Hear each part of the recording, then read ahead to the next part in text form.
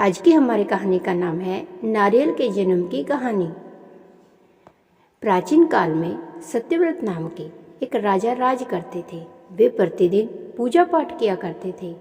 उनके पास किसी भी चीज की कमी नहीं थी। वह धन दौलत से लेकर हर प्रकार की सुविधा से समृद्ध थे।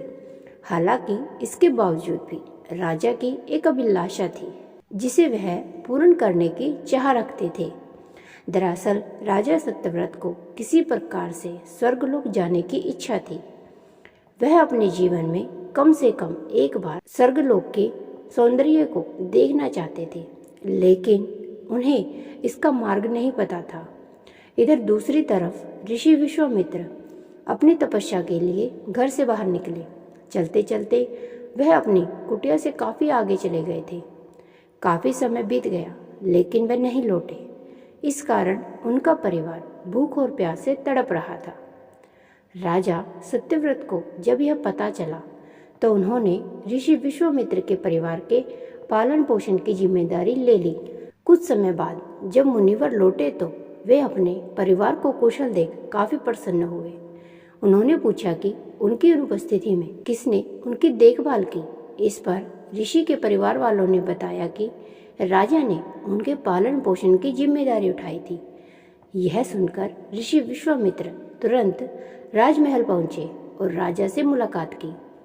वहां पहुंचने पर उन्होंने सबसे पहले महाराज को धन्यवाद कहा। इस पर राजा ने ऋषि से अपनी इच्छा पूर्ण होने का आशीर्वाद मांगा। राजा की बात सुनकर ऋषि विश्वामित्र ने कहा, बोलिए महाराज, आपको क्या वरदान चाहिए।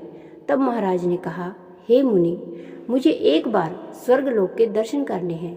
कृपया करके मुझे वहां जाने का वरदान दें। राजा की प्रार्थना सुनकर ऋषि विश्वामित्र ने एक ऐसा रास्ता बताया जो स्वर्गलोक की ओर जाता था। यह देख राजा सत्यव्रत बहुत खुश हुए। वह तुरंत उस रास्ते पर चल पड़े और स्वर्गलोक पहुंच गए। यहाँ पहुंचते ही इंद्रदेव ने उन्हें नीचे धक्का दे दिया, जिसके कारण वो सीधे धरती पर जा गिरे। राजा सत्यव्रत ने तुरंत सारी घटना ऋषि विश्वामित्र को बताई। राजा की बात सुनकर ऋषि विश्वामित्र गुस्से से आग बबूला हो उठे। उन्होंने तुरंत सभी देवताओं से इस बारे में बात की और इस समस्या का हल निकाला, जिसके बाद राजा के लिए एक नया स्वर्गलोक बनाया गया। नए स्वर्गलोक को पृथ्वी और देवताओं के स्वर्गलोक के बीचों बीच स्थापित किया गया था ताकि किसी को परेशानी न हो। नए स्वर्गलोक से राजा सत्यव्रत बहुत खुश हुए, लेकिन विश्वामित्र को एक चिंता लगातार सता रही थी। उन्हें डर था कि नया स्वर्गलोक कहीं जोरदार हवा के कारण गिर न पड़े। अगर ऐसा होगा तो राजा सत्यव्रत दोबारा से धरती पर जा गिरेंगे।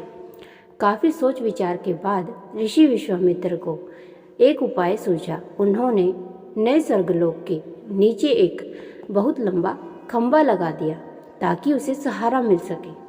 ऐसी मान्यता है कि नए स्वर्गलोक के नीचे लगाया गया खंभा एक विशाल पेड़ के तने के रूप में बदल गया। यही नहीं, कुछ समय पश्चात जब राजा सत्यव्रत की मृत्यु हुई तो उनका सिर एक फल में तब्दील हो गया। तभी से इस खंभे को नारियल का पेड़ कहा जाने लगा, जबकि राजा का सिर नारियल के रूप में जाना गया।